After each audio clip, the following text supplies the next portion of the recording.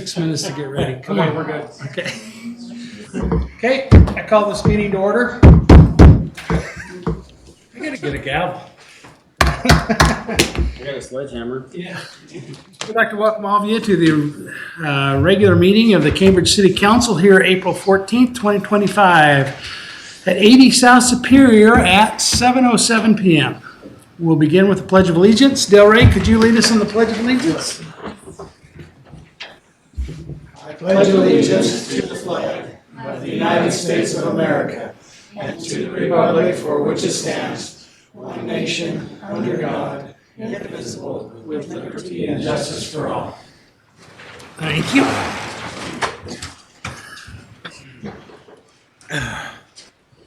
You have the consent agenda before you. Are there any questions?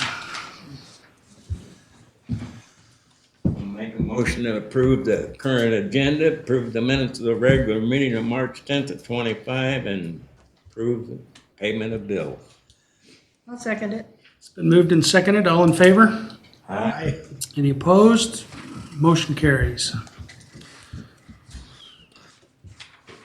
Robert? Good afternoon, Mayor, Council. Next is the status report for today's date, April 14th of this year.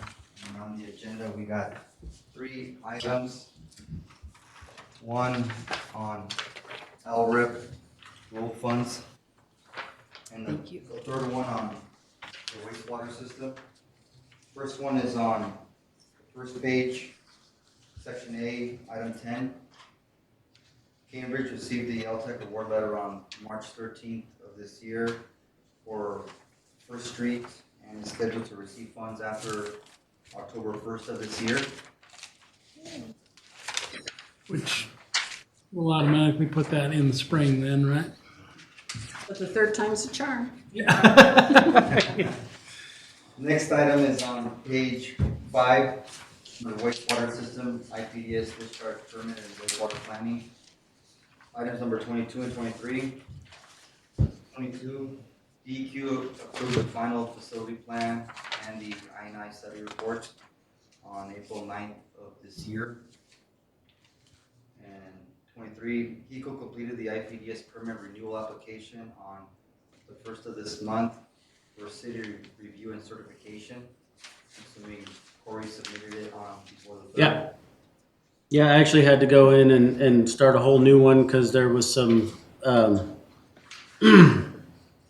wastewater data that had to be put in, and I couldn't make any changes on yours. So, but it's okay. I got it all done, and I reviewed it, the mayor signed it and submitted it on the 2nd. So. You were good with what we put in there? Yeah, there was just some effluent testing that I had to add into it. Okay. So, And that's all I have for you, Mayor and Council. Okay. Any questions, anybody? For Robert? Mayor, I have one for him. Go ahead. Do you know when our letter of interest for the wastewater and water system are going to be announced? Soon, either this week or next week, like very soon. The draft intended use plan, IUP, is supposed to go out this week or next week. Because I'll leave this with you. Got the timeline. The draft 2025 IUP intended use plan is supposed to be published for public comment in April. So we're midway through April, so soon, either this week or the week after next. And then in May, between April and May, is when they'll get approval of the intended use plan. So finalizing of that draft IUP intended use plan. So it'll be coming out soon. As far as who got awarded and who didn't. For both the water and wastewater and any other applications.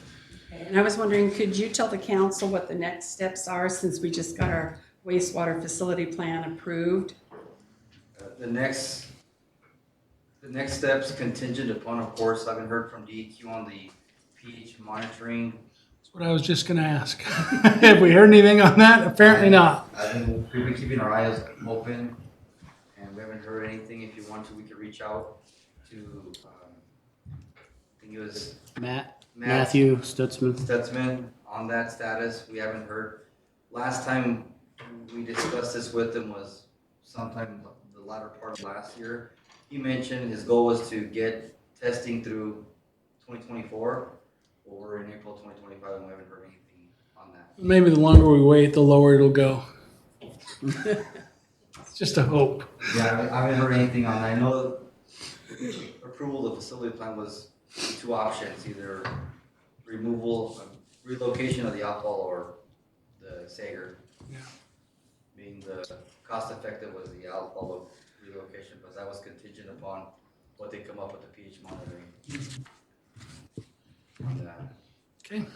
That's all I know, and after that's been addressed, then I don't know if the plan for option B on the IPDS permits is also working on addressing the new permit when it comes to this compliance schedule. I know last time they had some dates that already passed. I think that compliance schedule is going to be updated and goes with that draft permit, and that will address the steps, which is the PR. The next stage after the facility plan approval is the preliminary report on the decision on either the Sager or the outfall relocation. With everything that's going on in Washington, do you think there'll be any deregulation from DEQ? I haven't heard anything on that yet. Just a dream. Okay. But that's sort of the next steps that we're aware of. But we have to have financing for the PER. Oh, yeah. So that's why I was wondering when we're going to hear on some of our letters of interest for funding. Yeah.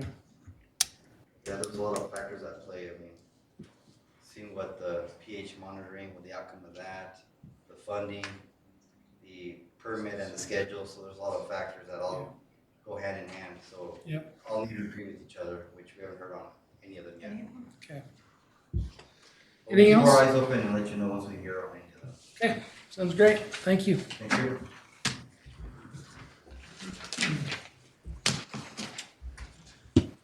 Okay, item 3. Corey, this is probably up your alley. Yeah, Jeff and Tracy Younger, they bought the house on the corner of Central and Second Street. And they came in earlier I think it was last month when they first came in about it. Anyway, they got some cottonwoods trees out in the right of way that are, well, they're cottonwoods. Everyone knows what they do around here. So they wanted to know if they could cut them down, and we told them they had to request permission from the council to do anything with trees in the right of way. So I think I counted them the other day. I think there's 4 total, and they do. I mean, they're just hideous looking, just nasty, and so. That's what this letter is, just, them asking for permission to cut them down, and, they'll do it on their dime and all that stuff, so. And clean up everything. Oh, yeah. Yeah, make sure. No, they're just gonna cut them down and leave them in the street. I mean, Yeah, no, you they, know what I mean. yeah, they plan on taking care of them from beginning to end, so. Anybody want it? No. I'll make a motion to let them do it. Yep, I agree. Is that a second? Yeah, that's a second. Okay, it's been moved and seconded. All in favor? Aye. Aye. Aye. Any opposed? Motion carries. Wonderful. Okay, item 4 is Blake. I need to step away from the table due to conflict of interest.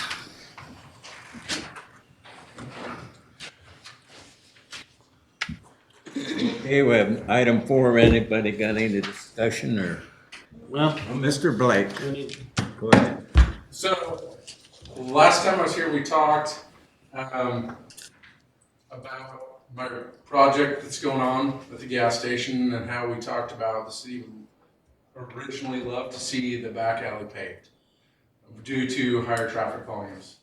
And then at the meeting, we also kind of agreed to just let it ride for now and to see how things play out. But after much research and talking with my builders, Darren Braun and Bill Gladhart, that are going to be helping me out, just to get the paver here is $4,000 before we even lay one piece of asphalt. And so my theory is if we're going to spend $4,000 just to get him here, let's try and get everything done. Versus waiting, spending $4,000 again to get him to come back and pave again. So, in talking with Bill, who's going to be doing my dirt work, what I would like to see if the city would be willing to help out is, because it is city property, I'm willing to pave it, to put forth the cost to pave it 4 inches thick, so it will be street quality. Bill would like to dig it down 14 inches, as we know what we just did back here behind. 18 back here, didn't we? Well, I don't know. So we did 18 on commercial street project. So we're gonna dig it down 14 inches, or 16 inches, bring it back up 12 inches, so then we have a 4-inch pave.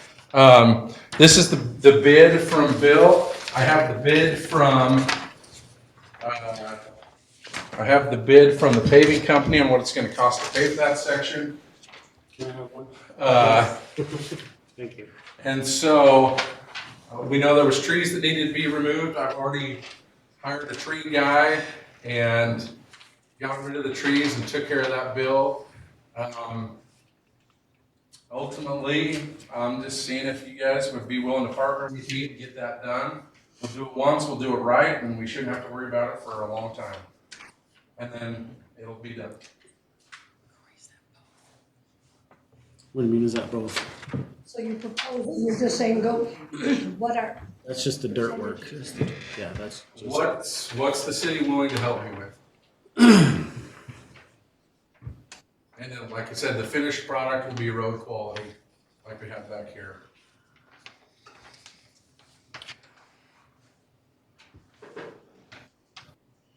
I did, I wasn't, I can't think of the word, suggested by Darren Braun to get a hold of Idaho Materials and try and get some of the chipped asphalt.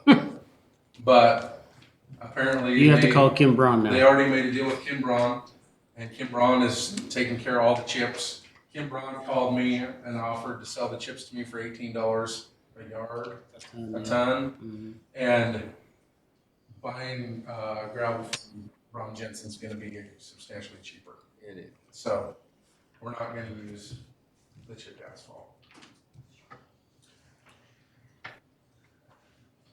Gee, Sandy?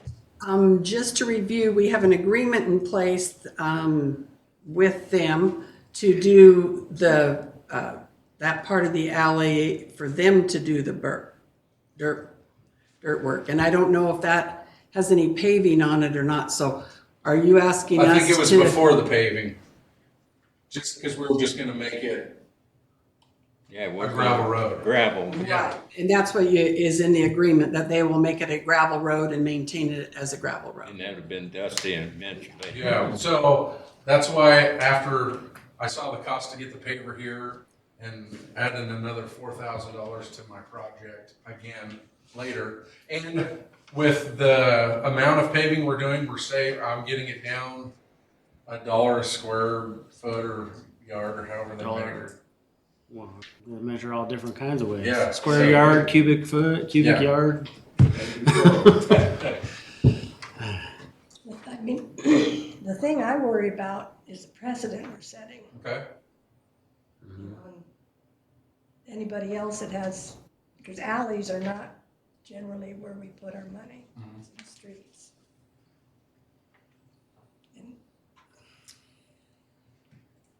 We'll go back to Sandy and let her Well, come up with a figure that we can afford. That's Right. what- well, just, from Nan's comment there, Alleys are our last priority of streets, and like in our 5-year plan, there's no alleys that are in our 5-year plan. They never are. We don't maintain the other ones, and this would set a precedence because we already know that we have another case possibly coming up, and the alley will be an issue. But I did find one thing I got thinking about, because it's business development, that I looked into the Idaho Gym Grant, and grants up to $50,000 are awarded to eligible communities for the purpose of developing assets directly connected to private sector job creation. Examples of eligible projects include water and sewer infrastructure for a new business, remediation of slum and blight conditions, blocking business development, matching funds for the creations of assets with a high certainty of aiding future economic development efforts. And it's a grant the city would have to apply on behalf of the business for, and this is through the Idaho Department of Commerce, but this might be one way we could get funding, and maybe it would be cover both pieces of the puzzle. Okay. And I don't know if the council would want to consider looking into a gym grant. How long that take? I don't, well, the last one closed in March, so we're like, the next application is June. So it would be probably after you pave the rest of the Right, stuff. right. And they do suggest calling and getting information, telling them your thoughts first, so they can give you a little bit of an idea if it's something that's even going to qualify before you go to the work of applying. But anyway, it may be a possibility for something like that because it is, business development, economic development for our city.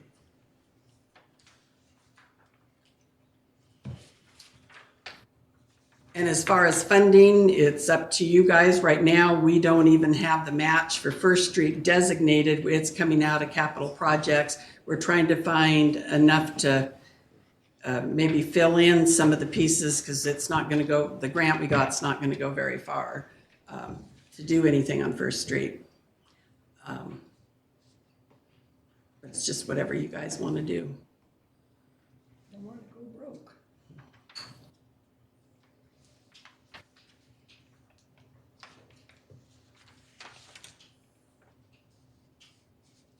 We ain't going against any ordinance or anything. We do something.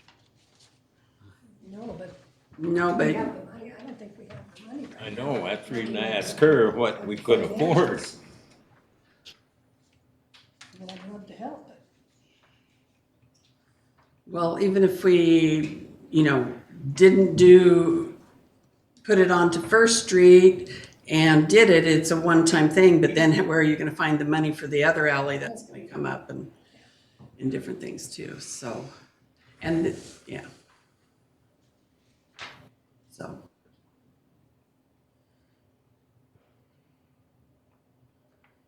Well, don't everybody speak at once. I just don't think we can afford it right now, and I don't like setting the precedent. Because I know what other might, be down the line coming at us. Why don't we go ahead and get that grant process going? And maybe they'll, or this plus the payment and everything. Might take a little bit longer, Right. but let's go ahead and do that. Yeah, Make a motion or something. well, can that be like a reimbursement if the project's already done? So we just hang tight.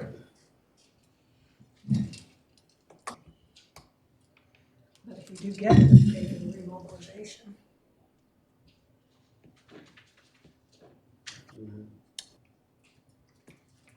I hate to be the naysayer, but Well, we want to help, but, funding is just not there for us and, the precedence thing, because there is potentially some other things coming down the line that involve alleys.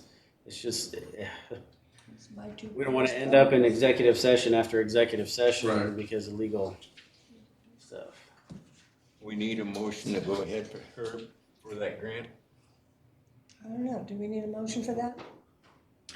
Well, it'd probably be good for you guys to do a motion so he knows what officially you guys are thinking. I'll make a motion to apply for that. I can't remember who it Gem is. grant, Pardon? gem grant. GEM grant. And I'll second it. Everybody in favor? Aye. Aye. Aye. Thank you. We'll try and get that way around.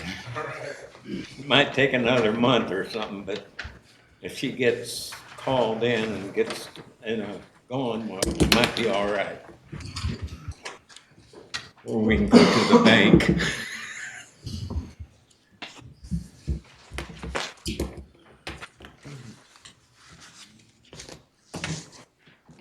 Okay, item 5, Cambridge Historic Preservation Commission bylaws and the Cambridge Museum Committee bylaws. I don't see Brandy anywhere. No, we don't need to pass these tonight. She let me know that SHPO wants to review their bylaws before we officially do anything with them. Here a couple months ago, we officially passed new ordinances on the Historic Preservation Committee and the Museum Committees. So these are the bylaws to go with them. So this is just to give you an idea of what they're looking at, but SHPO wanted to do some review.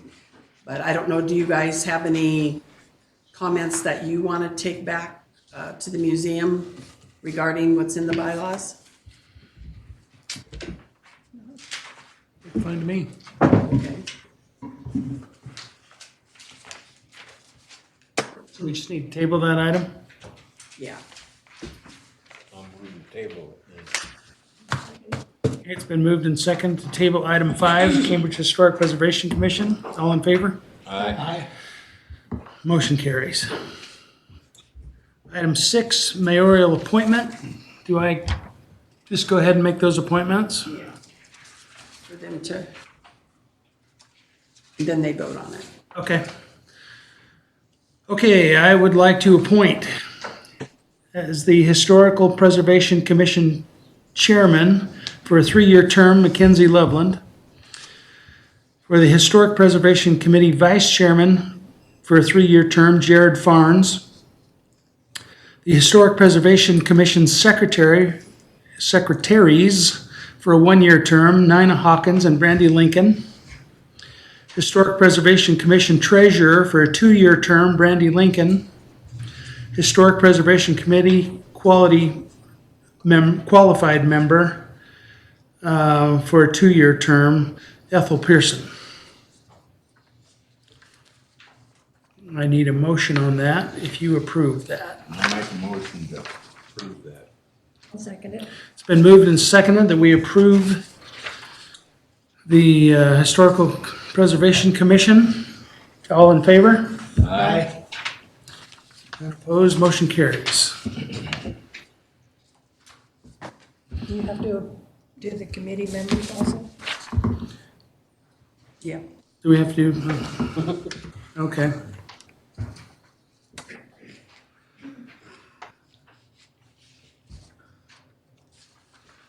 Okay, so Cambridge, Idaho Museum Committee members, I would like to appoint Director of Overall Museum Management, Brandy Lincoln. Director of Museum Collections, Mackenzie Loveland and Jared Farnes. Secretary, Nina Hawkins. And then as members, Ethel Pearson, Sandra Hansen, Gary Franklin, Don Doff, David Schultz, Bo Thorson, and Linda Yoder. I'll make a motion to approve those. I'll second it. It's been moved and seconded that we approve the museum committee members. All in favor? Aye. None opposed, motion carries.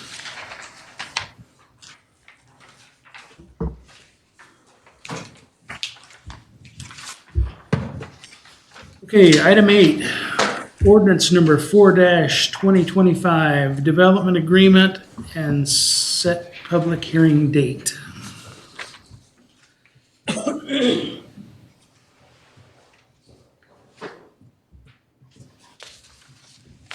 Who gets to jump on that? Whatever you like. Go ahead. So, back in your packet were, all three chapters of the comprehensive plan that we've been, well, I only put the changes of the land use one, because that's the one we made changes with. You should already have the other two in your previous packets. Those are the ones we've been working on, the land use, section, and the, housing one and the economic development one. And so, on the land use one, under 5.2, I worked with the city attorney about a definition for A2 for agricultural transition that we talked about. And he wanted to take a part of it off of the Washington County's definition. So that's kind of how we came up with that definition. So that would be anything in the impact area.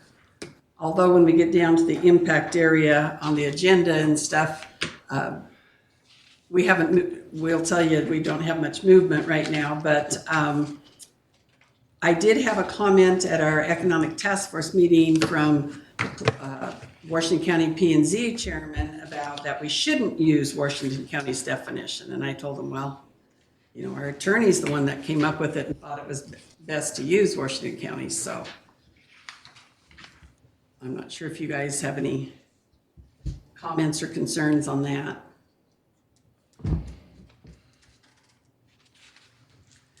And then still highlighted, in order to pass these, we have to have a resolution. And then also the change that we made from last meeting was the 6 to 14 units per acre for densities under the medium high density residential, and the lots ranging from 3,111 square feet or greater.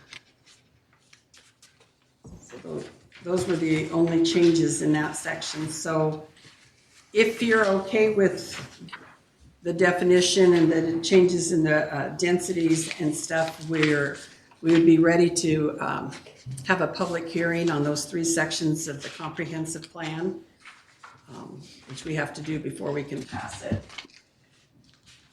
And then we'd have to create a resolution to pass it. So one thing, I guess it kind of combines a little bit of the impact area in passing this, because when we met with the Washington County Commissioners, we thought we were moving on, but the county's kind of slowing down. They've got some issues coming before them that's complicating things. And so they didn't have any comment for us or want to move forward at all until they get their own stuff figured out. So we can't move forward with the future land use map. So, but we don't know how fast the county's going to get their stuff figured out. So my suggestion would be to go ahead and set a hearing for these three sections of the comprehensive plan using the land use map we have in place right now, so that we can get that passed. And then after we get the comprehensive plan passed, then we can work on the zoning ordinances to get those passed. So then we can do the overlay district, so we can get our stuff in line that we've been working on. And then eventually, when the county gets things ready for us to move forward for the area of impact, then we can work on a future land use map, and then we'll have to reopen the land use section and have another hearing on it and pass the new map. I'm not gonna be here. That's what it sounds like. You won't be here next month for the meeting. No, I told you that. Yeah, May, I'm gonna be gone pretty much all of May. I'll be here for June. Hopefully Levi. Levi won't be no problem. Or is there a possibility if someone was gone, you could call in? I'll be on the road heading to Ohio. Oh, I was gonna say, maybe a cruise ship, you could call in. Not a lot of pleasure here. This is a family problem. Okay. I might be able to, but I can't guarantee it.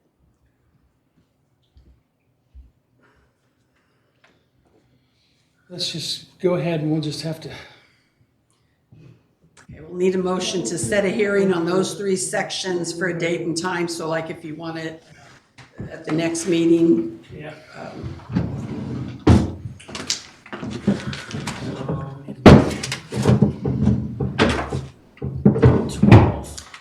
Our regular meeting in May is on the 12th.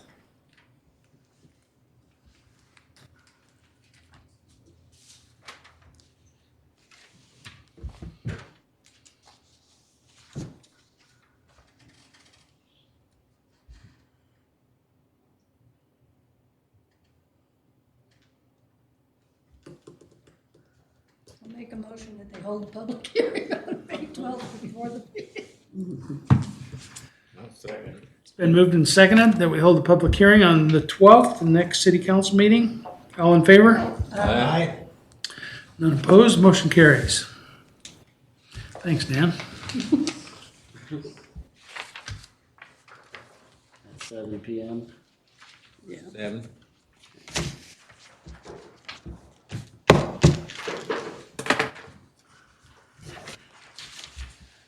Okay, item 9, street chip seal project for 2025. Skipped item 8. Oh. Oh, we just set a public hearing date. Well, no, item 8 is ordinance number 4. Oh, yeah, okay. Sorry, got excited. Okay, item 8. Ordinance number 4-2025, development agreement, set up public hearing.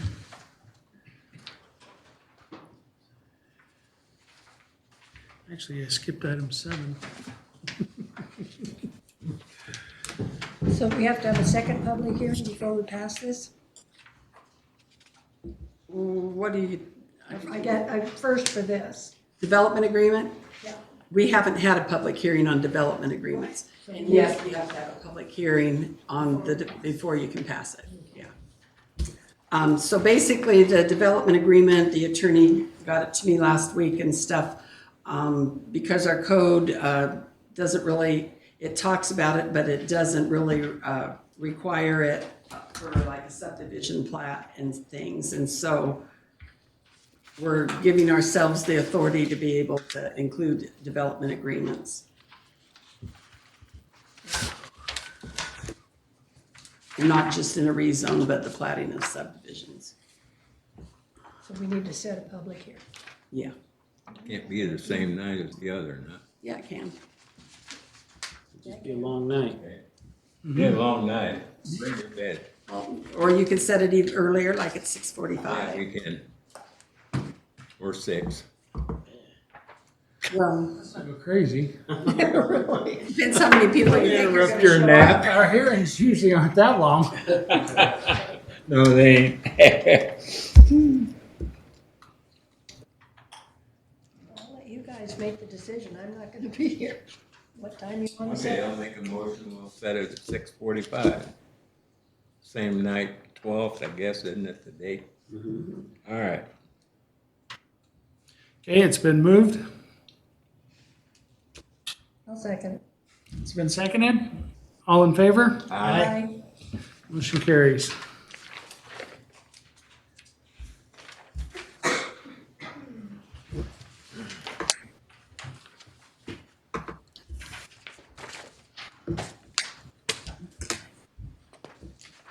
Okay, Corey, item 9. Okay, so talked with the mayor about doing some chip sealing this year on some streets.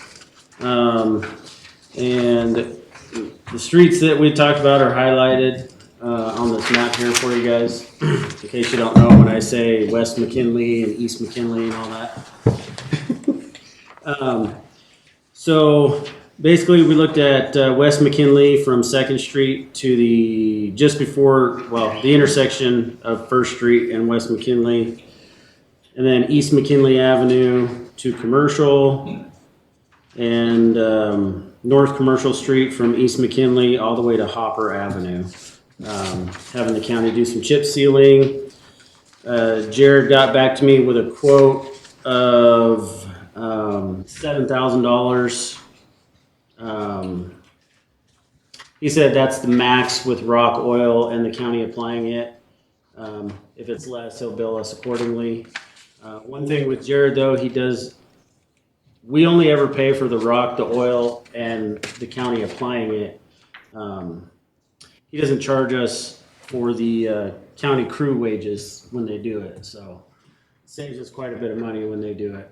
So as long as he remembers to bill me right before the end of the fiscal year. So. And that amount's already budgeted in the budget. It's in the budget. Yeah, we have enough in the budget to cover that for street maintenance. We'll make a motion to approve the check statement. Okay, it's been moved. I'll second it. It's been seconded. All in favor? Aye. Any opposed? Motion carries.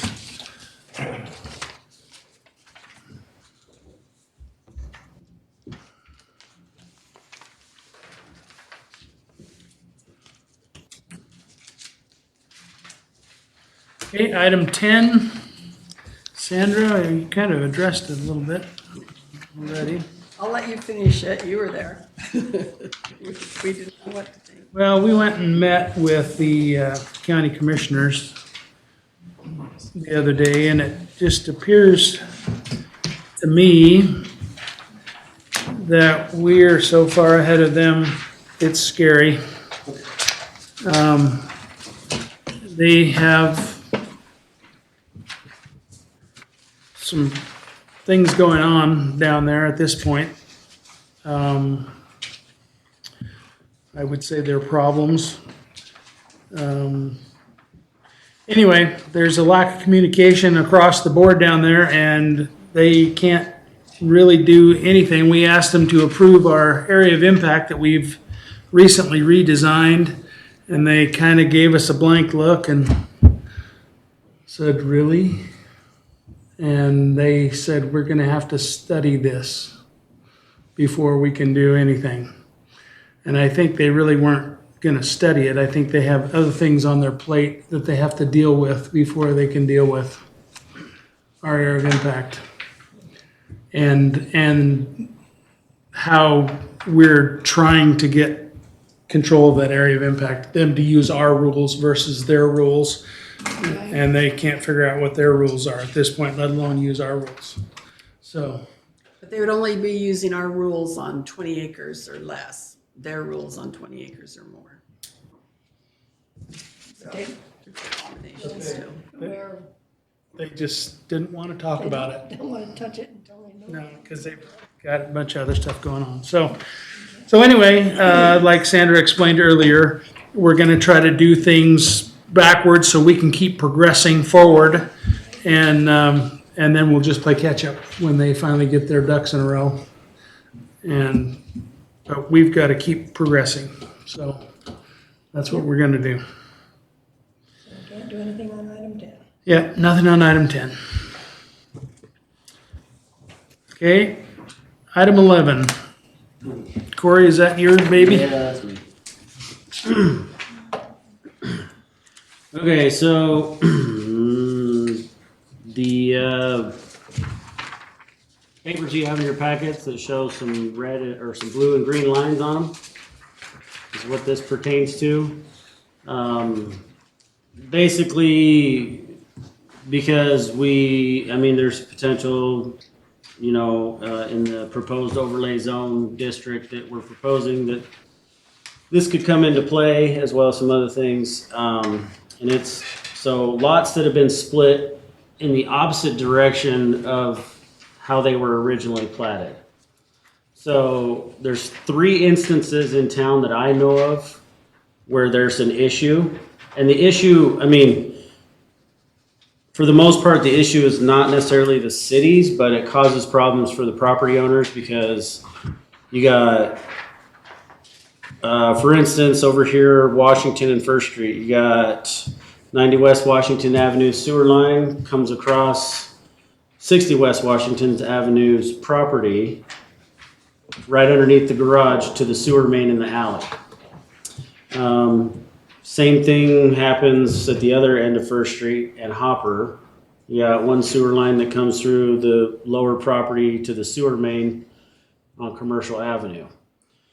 And that's because those lots were split horizontally, and they never should have been split that way, in my opinion, because historically we've never had a sewer line on First Street. And there's no water main in the alley there between First and Second, or between Superior and First Street. So, that causes an issue for maybe not the property owners currently, but down the line 20, 30 years from now. Or, we dealt with the one at First and Hopper just a few years ago, and luckily the property owners were amicable and got it figured out between them. The other one is the one down here on Commercial Superior, where it was an illegal split by the county, unbeknownst to the city. And that one currently, actually, both properties are affected with one's sewer line crosses the other and one's water line crosses the other. So the splitting of lots that were platted originally, that were platted, vertically in town, there's, if we allow splits horizontally, there's problems that will more than likely be created, especially with sewer, because we don't have sewer on every main street. All of our sewer, for the most part, runs in the alleys, other than Central. We have a sewer main on Central and a sewer main on Commercial.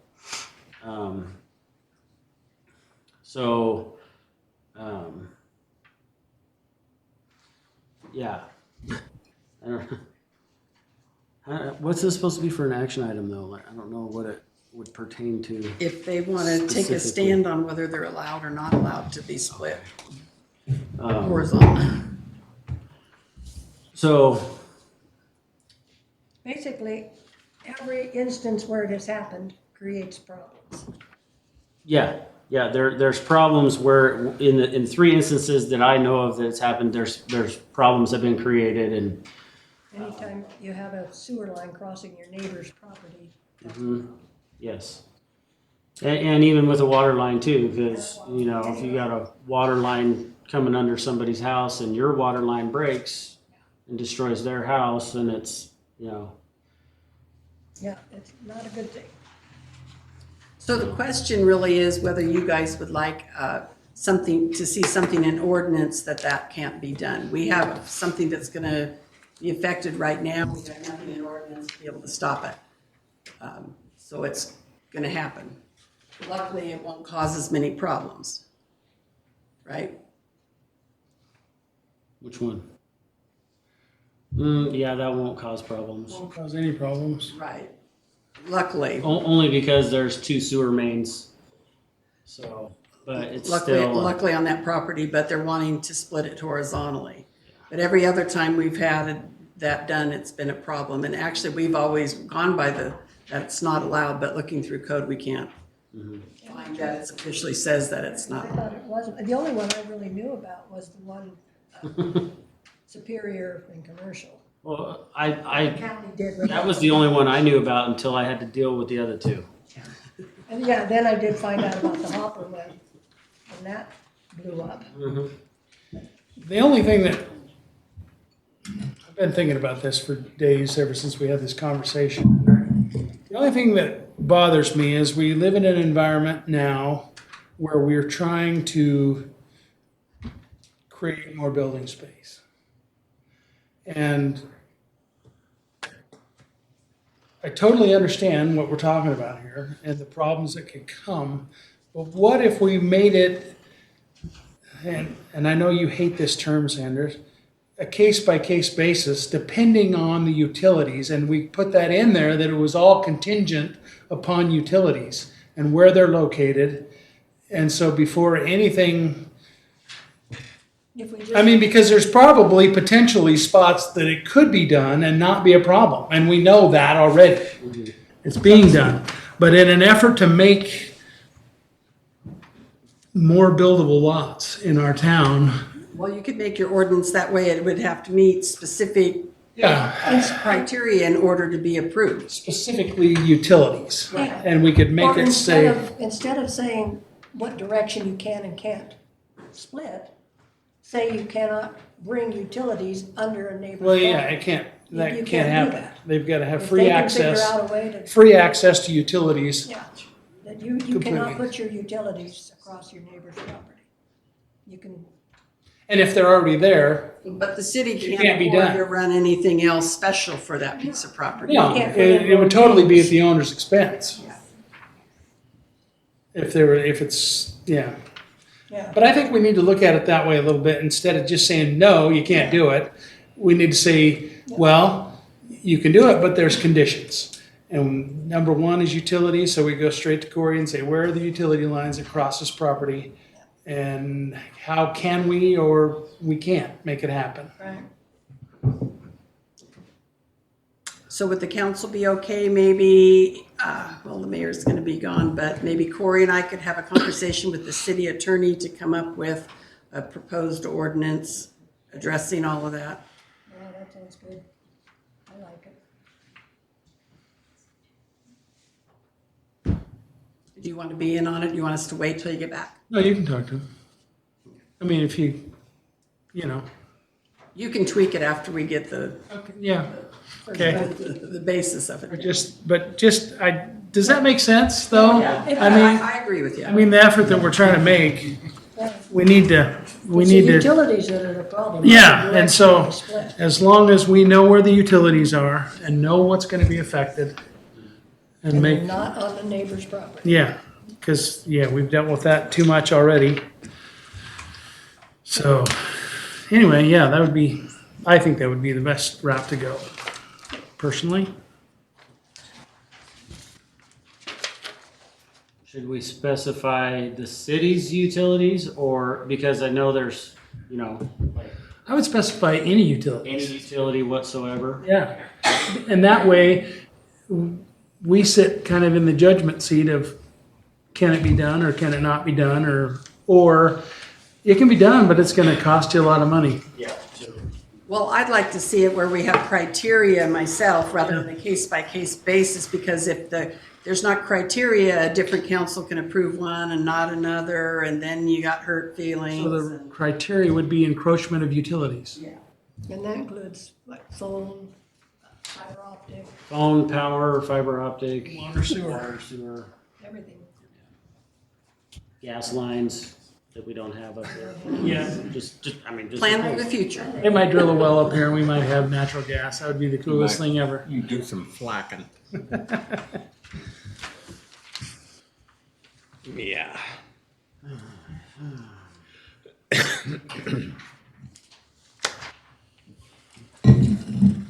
Okay, item 12, minimum lot size for commercial zone where residential is allowed. Okay, here's another one that came up that was fun.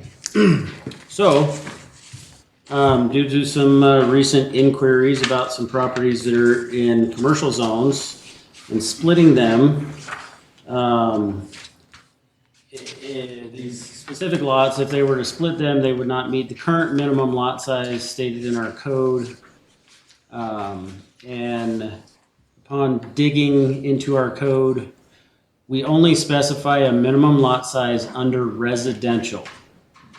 Even though our commercial zone, C2, allows anything permitted in a residential zone, C2 still goes by commercial zone setbacks, not residential setbacks. This came up years ago. And at the time, the lawyer, that was Bert, told us that the setbacks remain the same. It's the zone, not the use, that dictates the setbacks. Right, right. And so this specifically, I mean, this more pertains to minimum lot size. In our commercial zone, we only talk about a minimum lot size in our code for residential. There's no mention of minimum lot size in commercial, in ag, industrial, all the zones that we state in our code. So doing some research on some other cities in Cambridge, I came across a few. Parma's the first one. So City of Parma, they have a table, okay, for their commercial zones, and it says and they allow residential uses in commercial. But they have this little footnote that says residential uses shall have the same requirements as set for an R3 zone.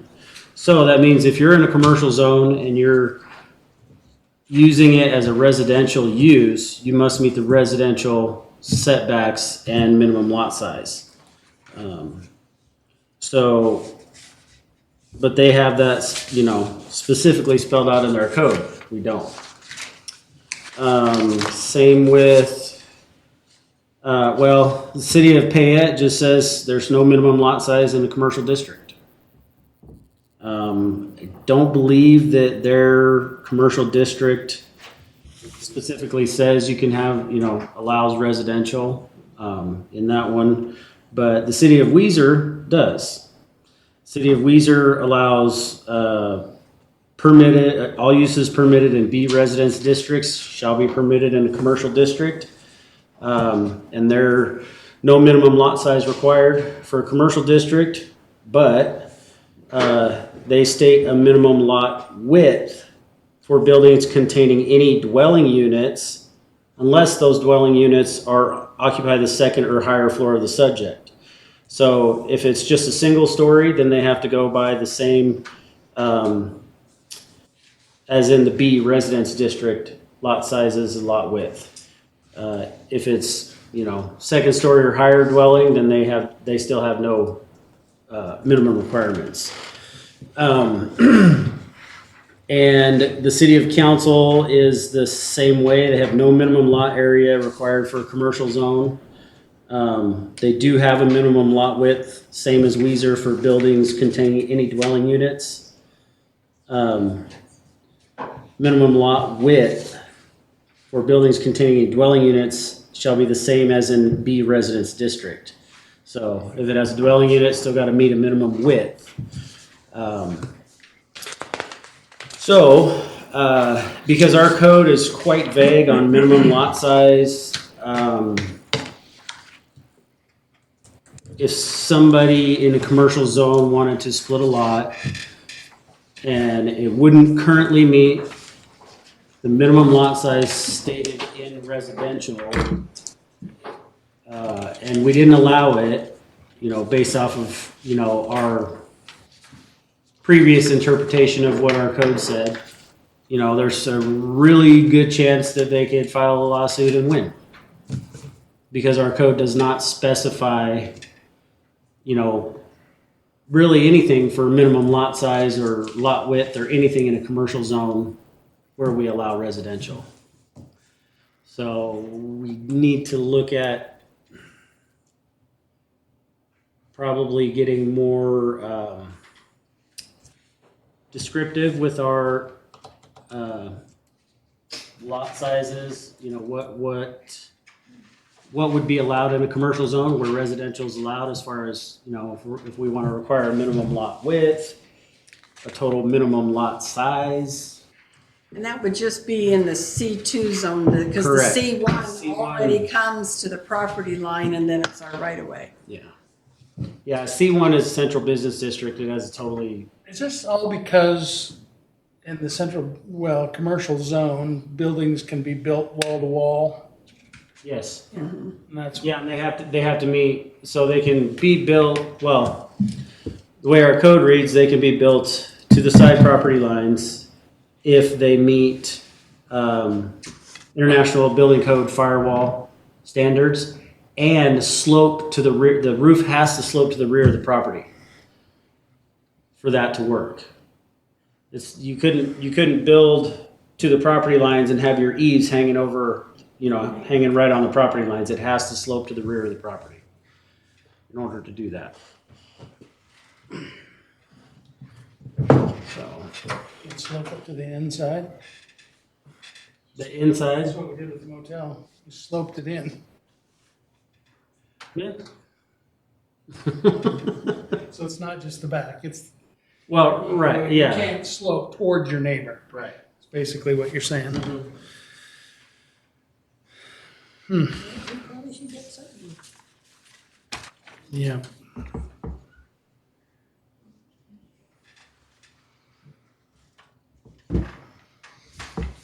We already have a case where this is gonna have to be allowed because we don't have anything specified.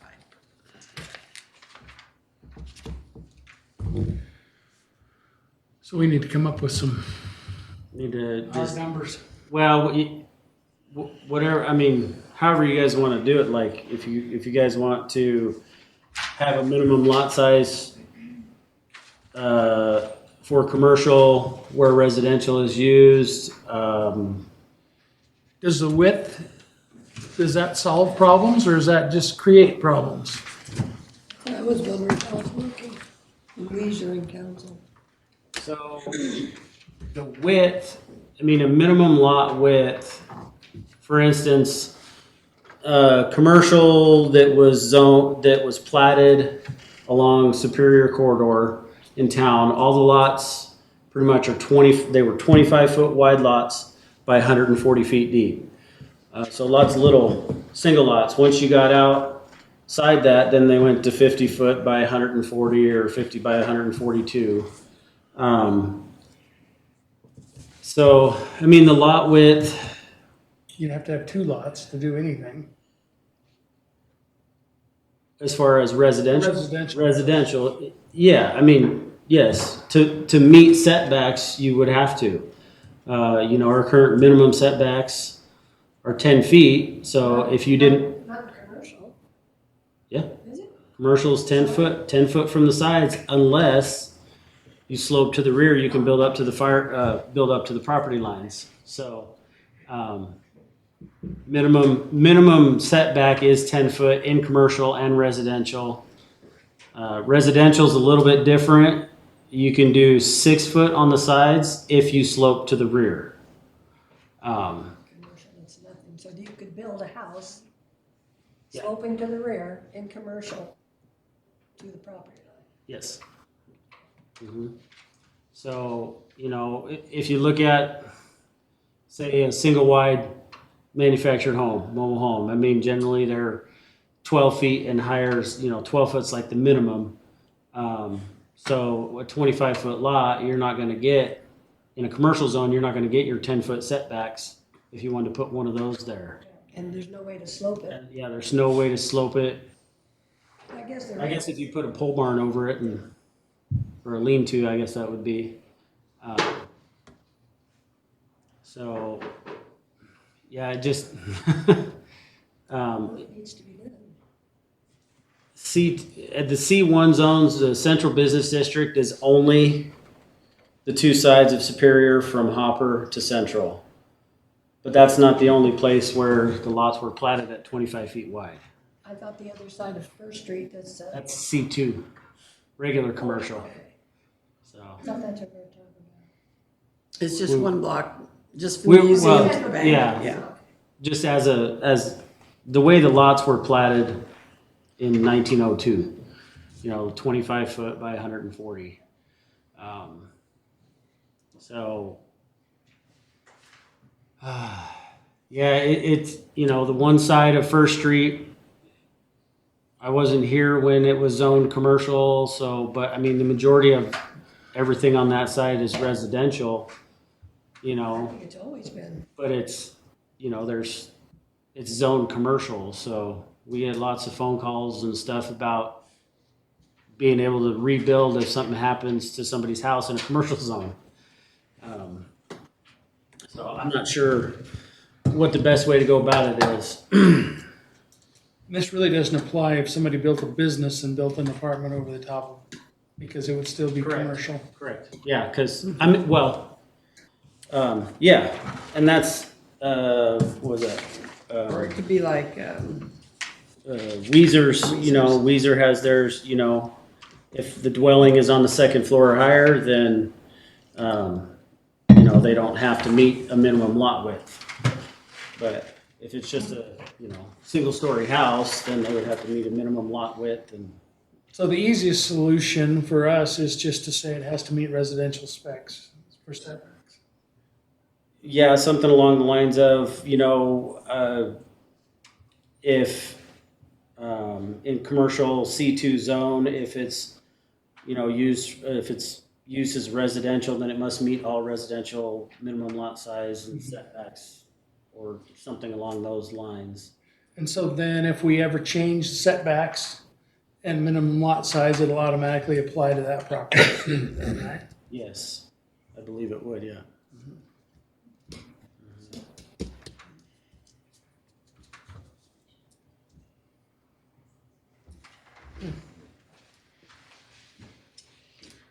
or I don't know, is, I like that idea.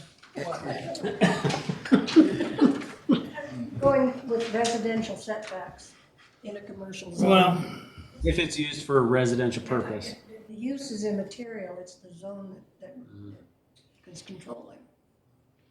what if you had an ordinance where that only applied if it was in the part that's platted 25 feet? But let's look at it, if you build a house and then in the future you sell it and it turns into a business and the business has been restricted, you want to build something that the resale value can be a business also. so you want to promote the commercial. Yeah, Well, if they changed Because uses, it would change, wouldn't it? Yeah, if they change the use from a residential use to a commercial use, they have to destroy and start again. No. they wouldn't necessarily have to destroy it, If they like the smaller footprint. or they could add on to it. Just add on to it. Or we could just go by the zone. You're hanging on to what Bert said. Yeah, I think you're right. Bert was a good guy. Yeah, I like it. It made it clean and simple.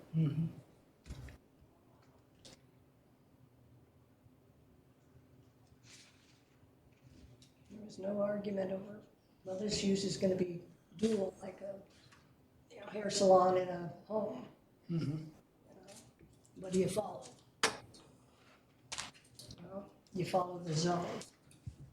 You don't start getting individual issues for each property, depending on what they're currently using it for. So then if that's the case, you're content with what we have on the books? We can add in minimum lot width. Minimum Basically. lot width So to that you commercial don't have, C2. like, you know, put a little coffee shop, you buy a little piece of 10 by 20, you put a coffee shop on it. Now you want to turn the coffee shop into a home. We need to prevent that.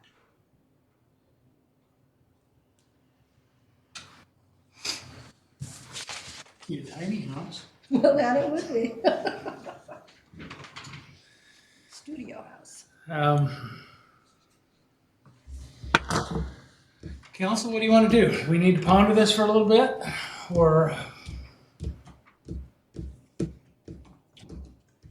When we're talking to the city attorney about our other codes, since we're, We're gonna have him on the phone. should we ask him, what his suggestions might be for something like this? So, Okay. I'm curious if anybody else has, because it sounds like pay at Weezer Council. We don't want to reinvent the wheel. well, one thing I do know, and I talked to the city council's clerk today, their codes are so old, they're kind of behind the times too. And so we're comparing old code with old code. So it might be good to, So let's go ahead and consult the attorney on that, and then use Nan's reference with Bert, that what Bert had told us in years past, and see if that's still applicable or if it's outdated. I'm willing to listen.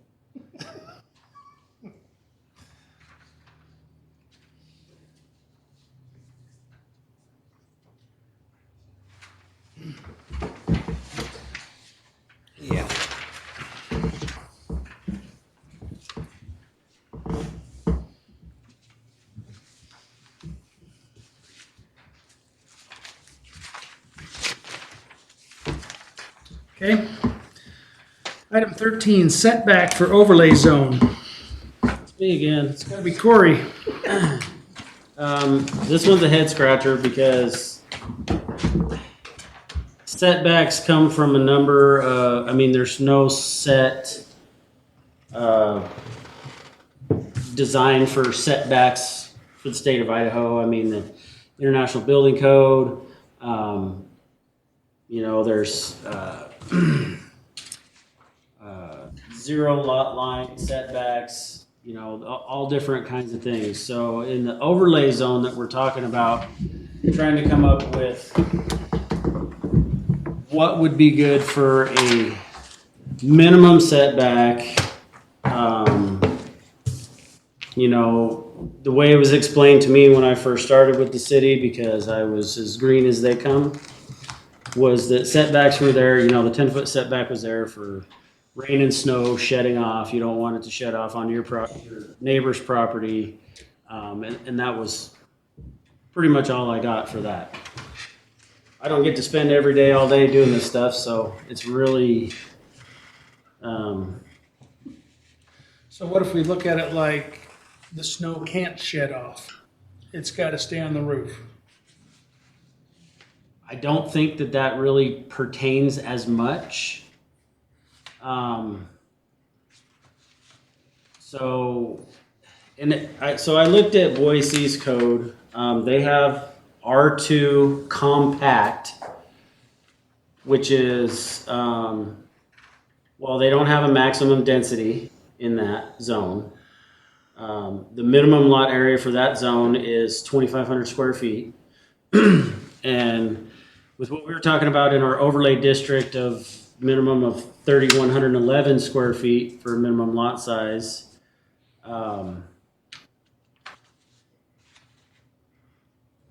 it's somewhat comparable.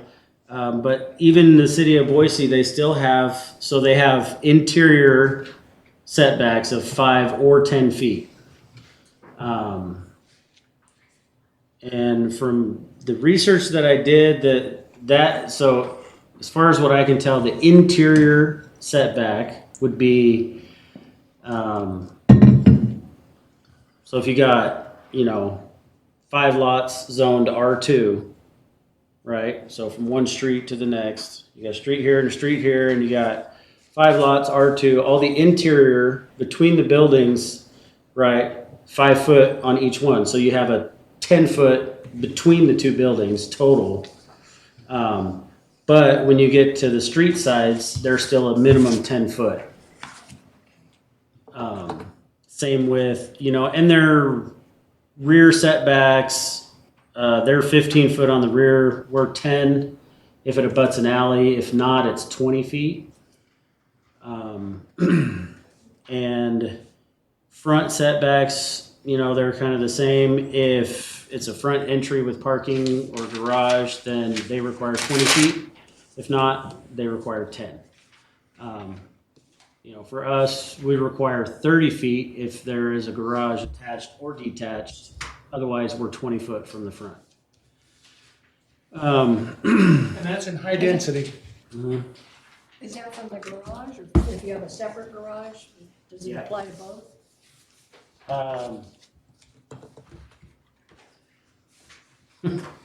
It applies to whichever one is closest to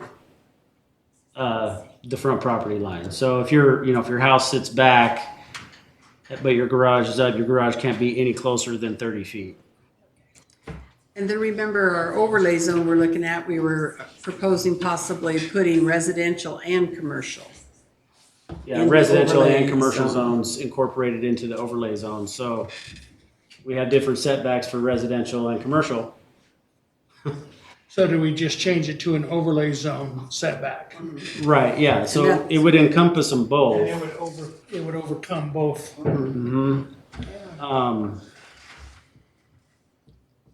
And I'll be honest with you, I have no idea what to propose because I just don't know. I mean, I like the idea of 5 foot interior side, but I don't think that we should go any closer than 10 feet on the sides in our overlay zone because most of the existing properties already have to meet that 10-foot setback as it is, if not more. And so if we go and change it to an overlay zone and somebody comes in and develops it and they're allowed to build right up to that property line, you know, the neighbors are gonna be potentially, well, how come I can't build there? Well, you can now, but you couldn't then. I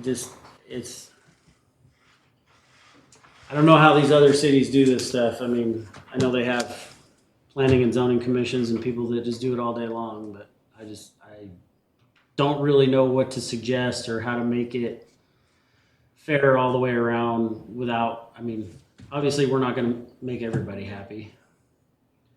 But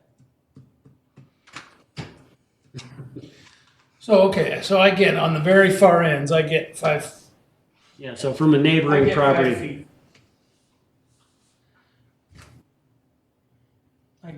On the ends, I can see that. Between, I mean, where we're talking high density, I can't see 10 feet between the no, buildings. not between so the 10-foot would be interior. on the outside. The outsides. Yeah. The interiors I'm would just be. saying I can see 5 out there. I mean, we're talking 10, but Yeah. I can see 5 foot from the property line. And And then I could see, well, I could just see the 5 feet going clear across the whole deal. 5 feet from there, 5 feet between on the interiors. As long as the roof holds the snow, it has composite shingle roof to hold the snow. so look at it from this perspective. Say we allowed 5 feet between two structures that do not share a lot, right? So this is their lot, this is their lot, and the homeowner wants to come out and fix his window on the outside. I can't fit in 2.5 feet without encroaching my neighbor's property to fix my window. Yeah, that's a valid point. So I believe that, and I really didn't see, You'd have to do it from the inside. you know, the zero lot line, idea. There's 3 different kind of versions that I found. One's traditional where they, you know, allow a zero setback on 3, I think it's 3 property lines, but not the front. Then there's can't remember what it's called. I don't think I have it with me here, but it's like a mixed one where you can have a 0 lot line setback on one side and the back. So you could do it 0, 0, you know, right on that corner or right on this corner, but not on the other 2, not on the front, not on the other side. And I don't remember what the third one was, but it didn't make sense to me. So you'd have to trespass them and break the window. No, you'd have to get along with your neighbor, because he's gonna have to replace his window too. It's true, every house. Let me see if I can find it You here. got your one, then submit his.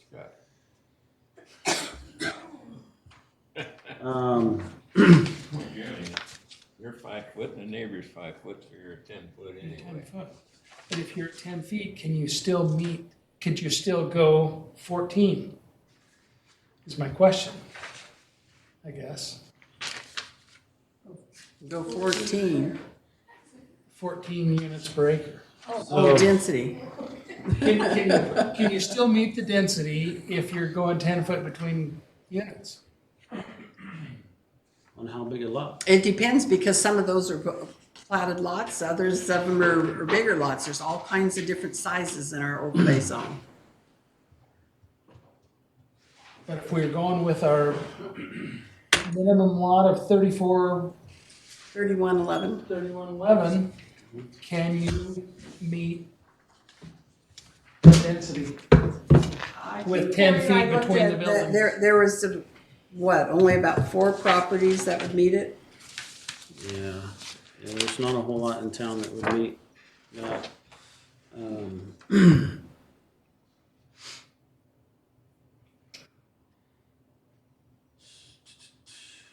to remember here. So, minimum width of a lot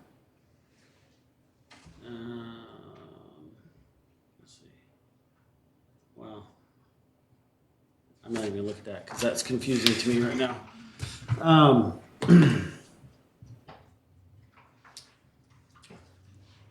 Yeah, I don't, I don't know.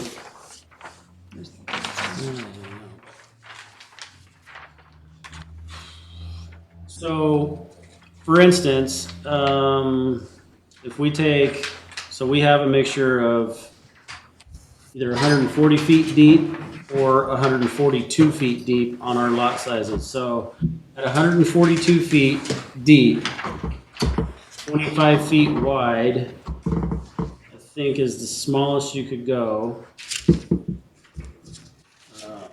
Actually, it's more like 24 and a half. It's more than that. So we'll just take for instance, so if we did 25 foot wide by 142 foot deep lot, 10 feet on either side, right, or 5 feet on either side, right, that gives you 15 feet wide of buildable house. Or, you know, I mean, it's just barely enough for a single wide to go in. If you know, if you were looking at it that way.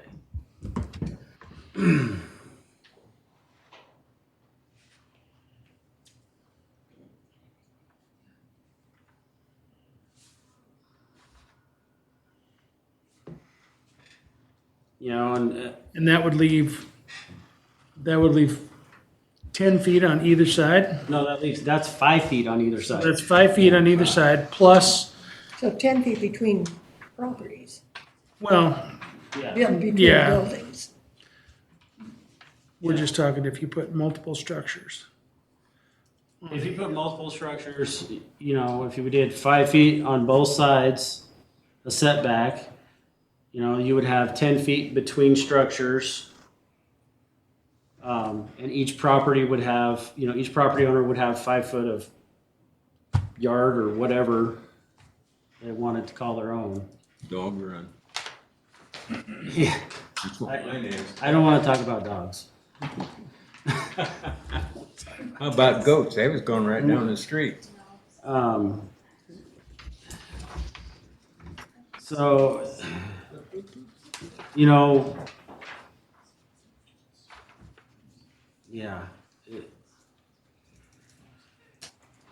it's really, I've seen, can I ask a question? I've Mhm. seen some subdivisions or, you know, whatever, that are fairly close together Mhm. in Boise and just other places.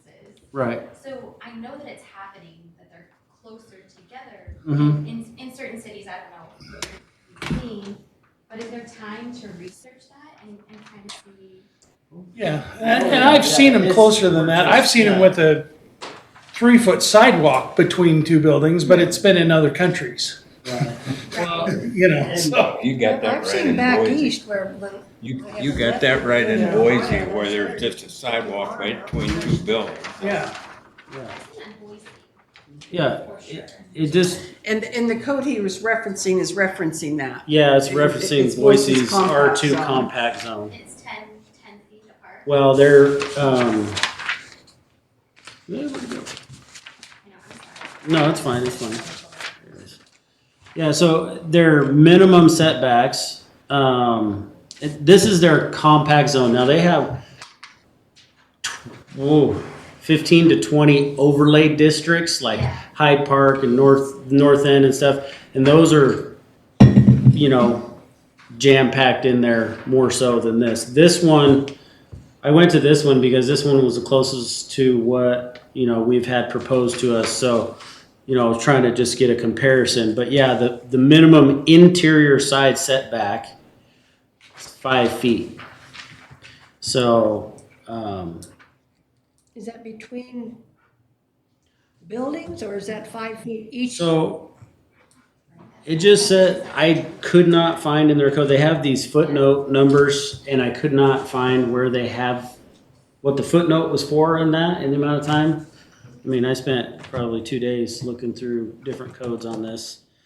So I don't know for sure if that's 5 feet Wall to wall. wall, yeah, wall to wall, or if it's 5 feet from one to wall lot. to the property line and 5 feet from one wall to the property line. I don't know that for sure. The example they give looks like an apartment complex to me. Yeah. So, I mean, it's, Well, I say we do a little more, Yeah, let's do a little more research on that. Um,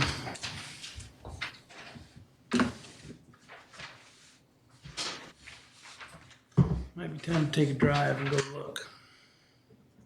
I think people would be upset if you walk up to them and had a measuring tape. Well, the hardest part is there's different size properties in our overlay zone. Yeah, You know, they range from very small to really big. And then we're also doing residential and commercial, and I don't know if you'd be allowed to have different setbacks for because it's not a residential zone anymore, it's an overlay zone for, yeah, you know, so it would be an Can't overlay, separate 'em out. overlay zone setback, Yeah. but we just need I mean, yeah, and the lot size really doesn't matter, but how far apart they are does matter. I mean, It's- that's the setback we're looking for, is how far those buildings have to be apart. is it an overlay zone already, or don't we have to have a public hearing? no, we can't do the overlay zone Oh. until we do our comp plan and. that's- In our zoning, but we have to know what the setbacks are to make the paperwork for the overlay zone, so. So it's a work in progress, So once the public hearings, I mean, if somebody has property in here. We don't have anything written up for the overlay zone completely yet, so we've got to have all these details in place to even write the ordinance. Yeah, okay. so For I would like some to, reason, I wasn't. You go outside your house, you better have at least 5 foot so you can work on the side of your house, that's what I say. I'd like to see this tabled to our next meeting. I'll definitely be looking as I'm traveling across the Yeah. country. Yeah, just check it out and see what you see. I'm gonna be going through a lot of communities. Yeah. Yep, let's table this. Till next month. Okay. Okay, Gene, it's been moved that we table that. I'm moving the table. It's been moved. You second it? Oh, she did? Yeah, I'll she second moved. it. Okay, it's been moved and seconded that we table item 13. All in favor? Aye. Motion carried. Does that mean everyone's gonna get us some information to be able to Yep. present at the next meeting? That's what it means. Maybe even our audience, maybe they can come up with some. That means everybody. Everybody. Okay, item 14. I move we adjourn? Second. It's been moved and seconded that we adjourn. All in favor? Aye. Motion carries. Go home and watch this guy.